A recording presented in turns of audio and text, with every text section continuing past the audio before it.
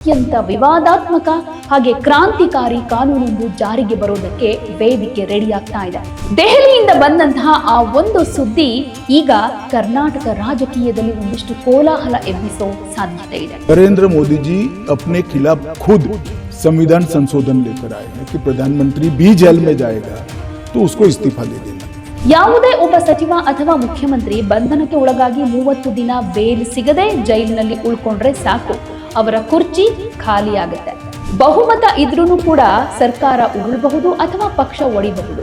ಈ ಕಾನೂನು ಏನಾದ್ರೂ ಜಾರಿಯಾದ್ರೆ ರಾಜ್ಯ ಸರ್ಕಾರಗಳ ಮೇಲೆ ಕೇಂದ್ರದ ಪರೋಕ್ಷ ನಿಯಂತ್ರಣ ಇನ್ನಷ್ಟು ಜಾಸ್ತಿ ಆಗುತ್ತೆ. ರಾಜ್ಯದ ಸಿಎಂಗಳು ಸದಾ ಕೇಂದ್ರದ ತನಿಖಾ ಸಂಸ್ಥೆಗಳ ಭಯದಲ್ಲೇ ಬದುಕಬೇಕಾಗತ್ತೆ. ನಮಸ್ಕಾರ ಎಲ್ರಿಗೂ, ಇದು ಒನ್ ಇಂಡಿಯಾ ಕನ್ನಡ. ನಾನು ಪ್ರತಿಮಾ.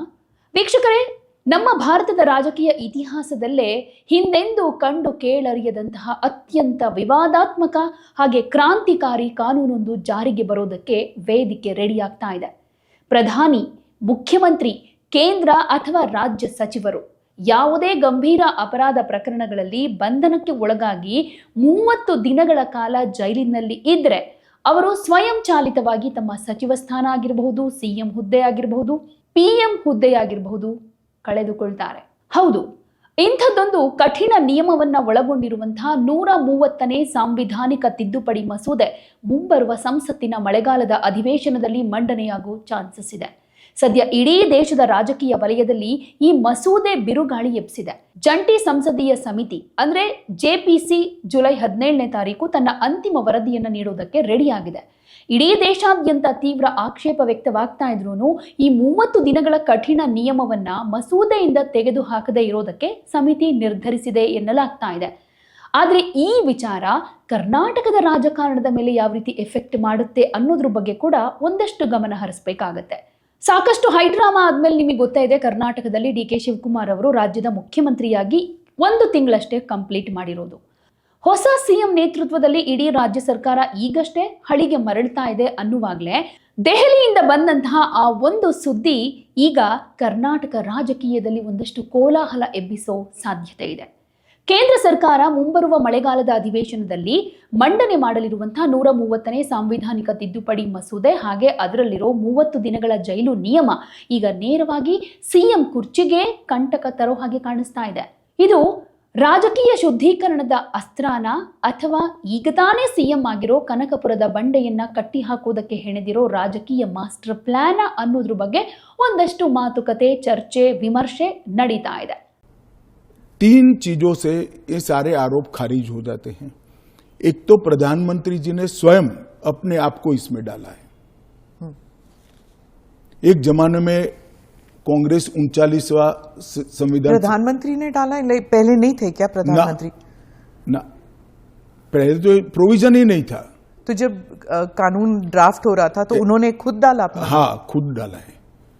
पहले 39वां जो संशोधन था, इसमें इंदिरा जी उपराष्ट्रपति, राष्ट्रपति के साथ साथ खुद को भी इनके खिलाफ कोई वैधता नहीं रहती है चुनावी मुकदमों का एक संविधान संशोधन लेकर आई थी. वो खैर कांग्रेस पार्टी और श्रीमती इंदिरा गांधी की नैतिकता का सवाल है.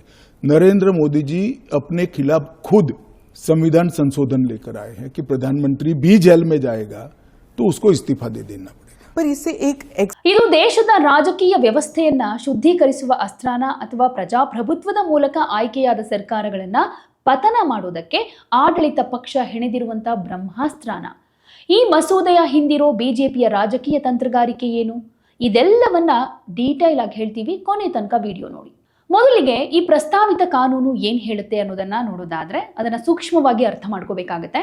ಪ್ರಸ್ತುತ ಕಾನೂನಿನ ಪ್ರಕಾರ ಯಾವುದೇ ಒಬ್ಬ ಜನಪ್ರತಿನಿಧಿಗೆ ನ್ಯಾಯಾಲಯದಿಂದ 2 ವರ್ಷ ಅಥವಾ ಅದಕ್ಕಿಂತ ಹೆಚ್ಚಿನ ಅವಧಿಗೆ ಶಿಕ್ಷೆ ಏನಾದ್ರೂ ಆದ್ರೆ ಮಾತ್ರ ಅವರು ತಮ್ಮ ಸ್ಥಾನವನ್ನ ಕಳೆದುಕೋತಾರೆ.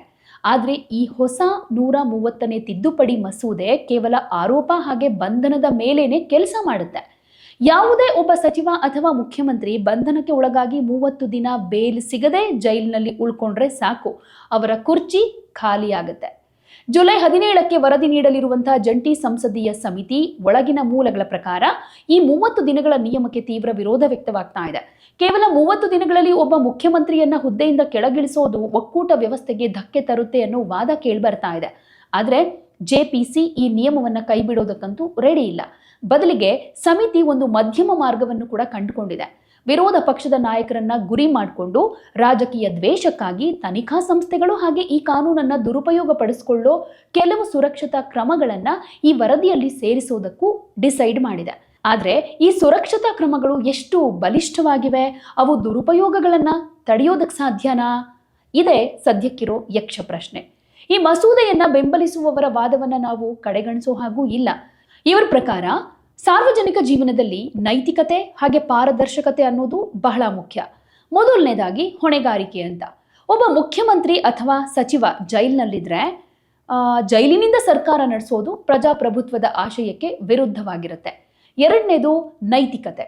ಗಂಭೀರ ಅಪರಾಧದ ಆರೋಪ ಹೊತ್ಕೊಂಡು ಜೈಲು ಸೇರಿದ ವ್ಯಕ್ತಿ ಅಧಿಕಾರದಲ್ಲೇ ಕಂಟಿನ್ಯೂ ಆದ್ರೆ ಅದು ಸಾರ್ವಜನಿಕರಿಗೆ ತಪ್ಪು ಸಂದೇಶ ರವಾನೆ ಮಾಡಿದ ಹಾಗಾಗುತ್ತೆ. ಹೀಗಾಗಿ ಈ ಕಾನೂನು ಜಾರಿಗೆ ಬಂದ್ರೆ ರಾಜಕೀಯದಲ್ಲಿ ಕ್ರಿಮಿನಲ್ಗಳ ಹಾವಳಿ ತಪ್ಪುತ್ತೆ, ವ್ಯವಸ್ಥೆ ಶುದ್ಧವಾಗುತ್ತೆ ಅನ್ನೋದು ಬೆಂಬಲಿಗರ ಬಲವಾದ ವಾದ.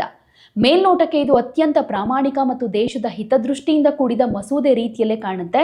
ಆದರೆ ರಾಜಕೀಯದ ಆಳ ಅರಿತವರಿಗೆ ಇದರ ಹಿಂದಿನ ಅಸಲಿ ಆಟ ಏನು ಅನ್ನೋದು ಅರ್ಥ ಆಗುತ್ತೆ.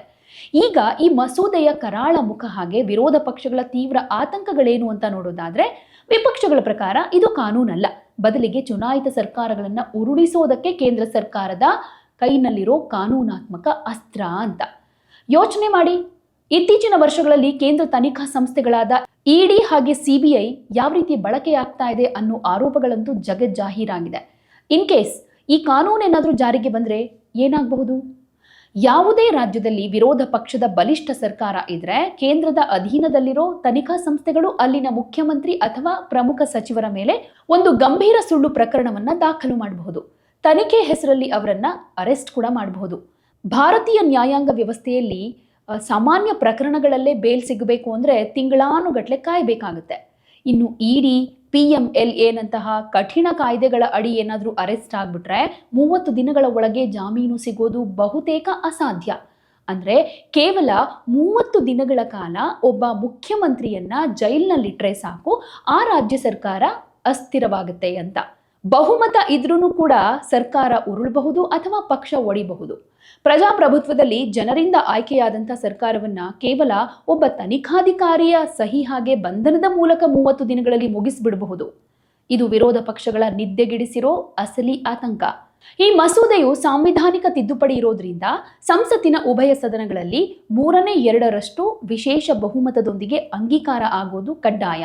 ಇತ್ತೀಚಿನ ರಾಜಕೀಯ ಬೆಳವಣಿಗೆಗಳ ನಂತರ ಲೋಕಸಭೆಯಲ್ಲಿ NDA ಬಲ 330ಕ್ಕೆ ಏರಿಕೆಯಾಗಿದ್ರೂ ವಿಶೇಷ ಬಹುಮತದ ಗುರಿ ಇನ್ನೂ ದೂರ ಇದೆ. ಇನ್ನು 242 ಸದಸ್ಯ ಬಲದ ರಾಜ್ಯಸಭೆಯಲ್ಲಿ ನಾಮನಿರ್ದೇಶಿತ ಸದಸ್ಯರ ಬೆಂಬಲವನ್ನು ಒಳಗೊಂಡ ಹಾಗೆ NDA 150 ಸ್ಥಾನಗಳನ್ನು ಹೊಂದಿದೆ. ಆದರೆ ಮಸೂದೆ ಪಾಸ್ ಮಾಡೋದಕ್ಕೆ ಅಗತ್ಯ ಇರೋ ಮ್ಯಾಜಿಕ್ ನಂಬರ್ಗೆ ಇನ್ನೂ 11 ಮತಗಳ ಕೊರತೆ ಇದೆ. ಹೀಗಾಗಿ ತಟಸ್ಥ ನಿಲುವು ಹೊಂದಿರುವ ಬಿಜು ಜನತಾದಳ ಹಾಗೆ YSR ಕಾಂಗ್ರೆಸ್ ಪಕ್ಷಗಳ ನಿಲುವು ಈ ಮಸೂದೆಯ ಭವಿಷ್ಯವನ್ನ ಡಿಸೈಡ್ ಮಾಡಬಹುದು. ಇನ್ನು ಕಾನೂನು ತಜ್ಞರು ಹಾಗೆ ವಿರೋಧ ಪಕ್ಷಗಳು ಈ ಮಸೂದೆಗೆ ವಿರೋಧವನ್ನ ವ್ಯಕ್ತಪಡಿಸ್ತಾ ಇದೆ. ನ್ಯಾಯಾಲಯದಲ್ಲಿ ವಿಚಾರಣೆ ಕಂಪ್ಲೀಟ್ ಆಗಿ ಅಪರಾಧ ಸಾಬೀತಾಗೋಕ್ಕೂ ಮುಂಚೆನೆ ಒಬ್ಬ ವ್ಯಕ್ತಿಯನ್ನ ಪದಚ್ಯುತಗೊಳಿಸೋದು, ಅಪರಾಧ ಸಾಬೀತಾಗೋ ತನಕ ವ್ಯಕ್ತಿ ನಿರಪರಾಧಿ ಅನ್ನೋ ಸಂವಿಧಾನದ ಮೂಲ ತತ್ವಕ್ಕೆ ವಿರುದ್ಧವಾಗಿದೆ ಅಂತ ವಿಪಕ್ಷಗಳು ವಾದ ಮಾಡ್ತಾ ಇವೆ. ಅಷ್ಟೇ ಅಲ್ಲ, ಆಡಳಿತ ಪಕ್ಷ ತನ್ನ ರಾಜಕೀಯ ವಿರೋಧಿಗಳನ್ನ ಹಣಿಯೋದಕ್ಕೆ ತನಿಖಾ ಸಂಸ್ಥೆಗಳನ್ನ ಬಳಸಿಕೊಂಡು ಈ ಕಾನೂನನ್ನ ದುರುಪಯೋಗ ಪಡಿಸಿಕೊಳ್ಳೋ ಸಾಧ್ಯತೆ ಇದೆ ಅಂತ ಆರೋಪ ಮಾಡ್ತಾ ಇವೆ. ಸೊ ಮುಂಗಾರು ಅಧಿವೇಶನದಲ್ಲಿ ಪ್ರತಿರೋಧ ಒಡ್ಡೋದಕ್ಕೂ ಕೂಡ ರೆಡಿ ಆಗ್ತಾ ಇವೆ. ಇಲ್ಲಿ ಉನ್ನತ ರಾಜಕೀಯ ಹುದ್ದೆಗಳಲ್ಲಿರುವಂತವರು ತನಿಖೆ ಅವಧಿಯಲ್ಲಿ ಜೈಲಿನಲ್ಲಿದ್ದು ಅಧಿಕಾರದಲ್ಲಿ ಮುಂದುವರಿಬಹುದು ಅನ್ನೋದು ಎಷ್ಟು ಸಮಂಜಸ ಅನ್ನೋ ಜಿಜ್ಞಾಸೆ ಮಧ್ಯೆ ಈ ಮಸೂದೆಯು ಜಾರಿಗೆ ಬಂದ್ರೆ ಭಾರತದ ರಾಜಕೀಯ ಸ್ವರೂಪದಲ್ಲಿ ಒಂದಷ್ಟು ಬದಲಾವಣೆಗಳಾಗುವುದಂತೂ ಕನ್ಫರ್ಮ್ ಅಂತಾನೆ ಹೇಳ್ಬಹುದು. ಈಗ ಅತ್ಯಂತ ಪ್ರಮುಖವಾದ ಪ್ರಶ್ನೆಗೆ ಬರೋಣ. ಈ 130ನೇ ಸಾಂವಿಧಾನಿಕ ತಿದ್ದುಪಡಿ ಮಸೂದೆ ಬಿಜೆಪಿಯ ದೀರ್ಘಕಾಲದ ರಾಜಕೀಯ ತಂತ್ರಗಾರಿಕೆಯ ಭಾಗನಾ? ರಾಜಕೀಯ ವಿಶ್ಲೇಷಕರ ಪ್ರಕಾರ ಇದಕ್ಕೆ ಹೌದು ಅನ್ನೋ ಉತ್ತರವೇ ಹೆಚ್ಚು ಸೂಕ್ತ ಅನಿಸುತ್ತೆ ಅಂತ ಹೇಳ್ತಿದ್ದಾರೆ. ಯಾಕೆ ಗೊತ್ತಾ? ಭ್ರಷ್ಟಾಚಾರದ ವಿರುದ್ಧದ ಹೋರಾಟಗಾರ ಅನ್ನೋ ಇಮೇಜ್ ಇಲ್ಲಿ ಕ್ರಿಯೇಟ್ ಆಗುತ್ತೆ ಅಂತ. ಬಿಜೆಪಿ ಯಾವಾಗಲೂ ತನ್ನನ್ನ ಭ್ರಷ್ಟಾಚಾರದ ವಿರುದ್ಧ ಹೋರಾಟ ಮಾಡೋ ಪಕ್ಷ ಅಂತ ಬಿಂಬಿಸಿಕೊಳ್ಳುತ್ತೆ. ಈ ಮಸೂದೆಯನ್ನ ಮಂಡನೆ ಮಾಡೋ ಮೂಲಕ ಬಿಜೆಪಿ ದೇಶದ ಜನರಿಗೆ ನೋಡಿ, ನಾವು ರಾಜಕೀಯವನ್ನ ಶುದ್ಧೀಕರಣ ಮಾಡೋದಕ್ಕೆ ಸ್ವತಃ ನಮ್ಮದೇ ಸಚಿವರಿಗೂ ಅನ್ವಯವಾಗೋ ಕಠಿಣ ಕಾನೂನನ್ನ ತರ್ತಾ ಇದ್ದೀವಿ ಅನ್ನೋ ಸಂದೇಶ ಕೊಡಬಹುದು. ಇದು ಚುನಾವಣಾ ದೃಷ್ಟಿಯಿಂದ ಬಿಜೆಪಿಗೆ ದೊಡ್ಡ ಮೈಲೇಜ್ ಅನ್ನು ಕೂಡ ತಂದುಕೊಡಬಹುದು. ಇನ್ನೊಂದು ಕಾರಣ ವಿರೋಧ ಪಕ್ಷಗಳ ಪ್ರಭಾವಿ ನಾಯಕರನ್ನ ಕಟ್ಟಿ ಹಾಕೋದು ಅಂತ. ಪ್ರಾದೇಶಿಕ ಪಕ್ಷಗಳು ಹಾಗೆ ವಿರೋಧ ಪಕ್ಷಗಳು ಕೆಲವು ಬಲಿಷ್ಠ ನಾಯಕರ ಮುಖದ ಮೇಲೇನೆ ಚುನಾವಣೆಯನ್ನ ಗೆಲ್ಲುತ್ತವೆ. ಅಂತಹ ನಾಯಕರನ್ನ ತನಿಖಾ ಸಂಸ್ಥೆಗಳ ಮೂಲಕ ಕೇವಲ 30 ದಿನಗಳ ಕಾಲ ಜೈಲಿಗಟ್ಟುಬಿಟ್ರೆ ಅವರ ಇಡೀ ಪಕ್ಷ ಮತ್ತು ಸರ್ಕಾರ ಧೂಳೀಪಟವಾಗುತ್ತೆ. ಇದು ಬಿಜೆಪಿಗೆ ಆಯಾ ರಾಜ್ಯಗಳಲ್ಲಿ ರಾಜಕೀಯವಾಗಿ ನೆರವಾಗುತ್ತೆ. ಇನ್ನೊಂದು ಕಾರಣ ಒಕ್ಕೂಟ ವ್ಯವಸ್ಥೆ ಮೇಲಿನ ಹಿಡಿತ. ದಕ್ಷಿಣ ಭಾರತ ಸೇರಿದ ಹಾಗೆ ಅನೇಕ ರಾಜ್ಯಗಳಲ್ಲಿ ಬಿಜೆಪಿ ಪ್ರಾದೇಶಿಕ ಪಕ್ಷಗಳನ್ನು ಫೇಸ್ ಮಾಡೋದಕ್ಕೆ ಇನ್ನೂ ಪರದಾಟ ನಡೆಸ್ತಾ ಇದೆ. ಈ ಕಾನೂನು ಏನಾದರೂ ಜಾರಿಯಾದ್ರೆ ರಾಜ್ಯ ಸರ್ಕಾರಗಳ ಮೇಲೆ ಕೇಂದ್ರದ ಪರೋಕ್ಷ ನಿಯಂತ್ರಣ ಇನ್ನಷ್ಟು ಜಾಸ್ತಿ ಆಗುತ್ತೆ. ರಾಜ್ಯದ ಸಿಎಂಗಳು ಸದಾ ಕೇಂದ್ರದ ತನಿಖಾ ಸಂಸ್ಥೆಗಳ ಭಯದಲ್ಲೇ ಬದುಕಬೇಕಾಗತ್ತೆ. ಆದರೆ ಇಲ್ಲಿ ಬಿಜೆಪಿಗೆ ಒಂದು ತಿರುಗೇಟು ಕೊಡುವಂಥ ಅಪಾಯ ಕೂಡ ಇದೆ. ಇನ್ ಕೇಸ್ ಕೇಂದ್ರದಲ್ಲಿ ಆಡಳಿತ ಬದಲಾದ್ರೆ ಇದೇ ಕಾನೂನು ಮುಂದೆ ಬಿಜೆಪಿಯ ನಾಯಕರ ವಿರುದ್ಧವೂ ಕೂಡ ಬಳಕೆಯಾಗಬಹುದಲ್ವಾ? ಆದರೂ ಸದ್ಯದ ರಾಜಕೀಯ ಲಾಭಕ್ಕಾಗಿ ಬಿಜೆಪಿ ಈ ಸಾಹಸಕ್ಕೆ ಕೈ ಹಾಕೋದಕ್ಕೆ ರೆಡಿಯಾಗಿರೋ ಹಾಗೇನೆ ಕಾಣಿಸ್ತಿದೆ ಅಂತ ಕೆಲವರು ಹೇಳ್ತಾರೆ. ಜುಲೈ 17ನೇ ತಾರೀಕು ಜೆಪಿಸಿ ವರದಿ ಸಲ್ಲಿಕೆಯಾದ ಬೆನ್ನಲ್ಲೇ ಮುಂಬರುವ ಮಳೆಗಾಲದ ಅಧಿವೇಶನದಲ್ಲಿ ಭಾರತೀಯ ಸಂಸತ್ತು ಹಿಂದೆಂದೂ ಕಾಣದ ಈ ಭೀಕರ ಹೈಡ್ರಾಮಕ್ಕೆ ಸಾಕ್ಷಿಯಾಗೋದು ಕನ್ಫರ್ಮ್. ವಿರೋಧ ಪಕ್ಷಗಳು ಇದನ್ನ ಒಕ್ಕೂಟ ವ್ಯವಸ್ಥೆಯ ಕೊಲೆ ಅಂತ ಕರೆದು ಜಂಟಿಯಾಗಿ ಹೋರಾಟ ಮಾಡೋದಕ್ಕೇನೋ ಪ್ಲಾನ್ ಮಾಡ್ತಾ ಇವೆ. ಇತ್ತ ಆಡಳಿತ ಪಕ್ಷ ಇದನ್ನ ನೈತಿಕತೆಯ ಮಸೂದೆ ಅಂತ ಹೇಳ್ಕೊಂಡು ಪಾಸ್ ಮಾಡೋದಕ್ಕೆ ಪಟ್ಟು ಹಿಡಿಯಬಹುದು. ಆದ್ರೆ ಇಲ್ಲಿ ಒಂದು ವಿಚಾರ ಹೇಳಲೇಬೇಕು. ಈ ಪ್ರಸ್ತಾವಿತ 130ನೇ ಸಾಂವಿಧಾನಿಕ ತಿದ್ದುಪಡಿ ಮಸೂದೆ ಮತ್ತಷ್ಟು ಭೀಕರವಾಗಿ ಮುಳುವಾಗೋ ಚಾನ್ಸಸ್ ಅಂದ್ರೆ ಅದು ಡಿ.ಕೆ. ಶಿವಕುಮಾರ್ಗೆ ಅಂತಾನೆ ಒಂದಷ್ಟು ವಿಶ್ಲೇಷಣೆ ಈಗಲಿಂದಾನೇ ಶುರುವಾಗ್ತಾ ಇದೆ. ಇಲ್ಲಿ ಸಿಎಂ ಕುರ್ಚಿ ನೇರವಾಗಿ ನಷ್ಟವಾಗೋ ಭೀತಿ ಕಾಡಬಹುದು. ಈ ಹೊಸ ಕಾನೂನಿನ ಅತ್ಯಂತ ಕಠಿಣ ನಿಯಮನೇ ಯಾರೇ ಆಗಲಿ ಜೈಲಿಗೆ ಹೋಗಿ 30 ದಿನ ಆಗಿ ಬೇಲ್ ಸಿಗಲಿಲ್ಲ ಅಂತ ಅಂದ್ರೆ ತಮ್ಮ ಹುದ್ದೆಯನ್ನು ಕಳ್ಕೊಳ್ತಾರೆ ಅಂತ. ಡಿ.ಕೆ. ಶಿವಕುಮಾರ್ ಅವರ ಮೇಲೆ ಈಗಾಗಲೇ ಇಡಿ ಹಾಗೆ ಸಿಬಿಐನಂತಹ ಕೇಂದ್ರ ಸಂಸ್ಥೆಗಳು ದಾಖಲು ಮಾಡಿರೋ ಅಕ್ರಮ ಹಣ ವರ್ಗಾವಣೆ ಪ್ರಕರಣಗಳು ಚಾಲ್ತಿಯಲ್ಲಿದೆ. ಒಂದು ವೇಳೆ ಮುಂಬರುವ ಮಳೆಗಾಲದ ಅಧಿವೇಶನದಲ್ಲಿ ಈ ಕಾನೂನು ಪಾಸ್ ಆಗ್ಬಿಟ್ರೆ ಕೇಂದ್ರ ತನಿಖಾ ಸಂಸ್ಥೆಗಳು ಈ ಹಳೆ ಕೇಸ್ಗಳನ್ನು ಬಳಸಿ ಇವರ ಬಂಧನಕ್ಕೆ ಮುಂದಾಗಬಹುದು. PMLA ಕಾಯ್ದೆಯಡಿ 30 ದಿನಗಳ ಒಳಗಡೆ ಜಾಮೀನು ಸಿಗೋದು ಅತ್ಯಂತ ಕಷ್ಟ. ಹೀಗಾದ್ರೆ ಅವರು ಅಪರಾಧಿ ಅಂತ ಕೋರ್ಟ್ ತೀರ್ಪು ಕೊಡೋದಕ್ಕೂ ಮುಂಚೆನೆ ಕೇವಲ 31ನೇ ದಿನಕ್ಕೆ ಅವರ ಮುಖ್ಯಮಂತ್ರಿ ಕುರ್ಚಿ ಸ್ವಯಂಚಾಲಿತವಾಗಿ ಖಾಲಿಯಾಗಬಹುದು. ಇನ್ನು ಕರ್ನಾಟಕ ಸರ್ಕಾರವನ್ನ ಪತನಗೊಳಿಸೋ ಅಸ್ತ್ರ ಅಂತ ಕೂಡ ಇದನ್ನ ಕನ್ಸಿಡರ್ ಮಾಡಬಹುದು. ಬಿಜೆಪಿಯ ಪ್ರಕಾರ ವಿರೋಧ ಪಕ್ಷಗಳು ಮೊದಲಿನಿಂದ ವಾದ ಮಾಡ್ತಾ ಇರೋ ಹಾಗೆ ಈ ಕಾನೂನಿನ ಅಸಲಿ ತಂತ್ರವೇ ಚುನಾಯಿತ ಸರ್ಕಾರಗಳನ್ನ ಉರುಳಿಸೋದು ಅಂತ. ಡಿ.ಕೆ. ಶಿವಕುಮಾರ್ ಅವರು ಸಿಎಂ ಆಗಿ ಕೇವಲ 1 ತಿಂಗಳಷ್ಟೇ ಆಗಿದೆ. ಹಾಗೆ ಅವರ ನೇತೃತ್ವದಲ್ಲಿ ಕಾಂಗ್ರೆಸ್ ಸರ್ಕಾರ ಮುನ್ನಡೀತಾ ಇದೆ. ಈ ಕಾನೂನನ್ನು ಬಳಸಿಕೊಂಡು ಅವರನ್ನ ಕೇವಲ 1 ತಿಂಗಳು ಜೈಲಿನಲ್ಲಿಡೋ ಹಾಗೆ ನೋಡಿಕೊಂಡ್ರೆ ಸಾಕು, ಕರ್ನಾಟಕದಲ್ಲಿ ಸುಭದ್ರವಾಗಿರೋ ಕಾಂಗ್ರೆಸ್ ಸರ್ಕಾರ ತಕ್ಷಣವೇ ನಾಯಕನಿಲ್ಲದೆ ಅಸ್ಥಿರವಾಗುತ್ತೆ. ಇದು ಪಕ್ಷದ ಒಳಗೆ ಮತ್ತೆ ಸಿಎಂ ಕುರ್ಚಿಗಾಗಿ ಆಂತರಿಕ ಕಲಹ ಸೃಷ್ಟಿಯಾಗುವುದಕ್ಕೆ ಹಾಗೆ ಸರ್ಕಾರವನ್ನ ಬೀಳಿಸುವುದಕ್ಕೆ ಬಿಜೆಪಿಗೆ ದೊಡ್ಡ ರಾಜಕೀಯ ರಸ್ತೆಯನ್ನ ಮಾಡಿಕೊಡುತ್ತೆ. ಇಲ್ಲಿ ಇನ್ನೊಂದು ವಿಚಾರ, ಜೆಪಿಸಿ ಸುರಕ್ಷತಾ ಕ್ರಮಗಳು ಒಂದು ಕಡೆ ಇಲ್ಲಿ ಡಿ.ಕೆ. ಶಿವಕುಮಾರ್ ಅವರಿಗೆ ಒಂದು ಭರವಸೆಯಾಗಿ ಕೂಡ ಕಾಣಿಸ್ಕೊಳ್ಬಹುದು. ಇದೇ ಜುಲೈ 17ನೇ ತಾರೀಕು ವರದಿ ನೀಡಲಿರೋ ಜಂಟಿ ಸಂಸದೀಯ ಸಮಿತಿ ಕೆಲವು ಸುರಕ್ಷತಾ ಕ್ರಮಗಳನ್ನು ಸೇರಿಸೋದಕ್ಕೆ ಡಿಸೈಡ್ ಮಾಡಿದೆ. ಇನ್ ಕೇಸ್ ಸಮಿತಿ ಕೇವಲ ಬಂಧನವಾದ ತಕ್ಷಣ ಹುದ್ದೆ ಹೋಗಬಾರದು, ನ್ಯಾಯಾಲಯದಲ್ಲಿ ಅಧಿಕೃತವಾಗಿ ದೋಷಾರೋಪಣೆ ನಿಗದಿ ಆದ ಮೇಲಷ್ಟೇ ಈ ನಿಯಮ ಅನ್ವಯಿಸಬೇಕು ಅಂತ ಶಿಫಾರಸು ಮಾಡಿದ್ರೆ ಸಿಎಂ ಡಿ.ಕೆ. ಶಿವಕುಮಾರ್ ಅವರಿಗೆ ದೊಡ್ಡ ರಿಲೀಫ್ ಸಿಗಬಹುದು.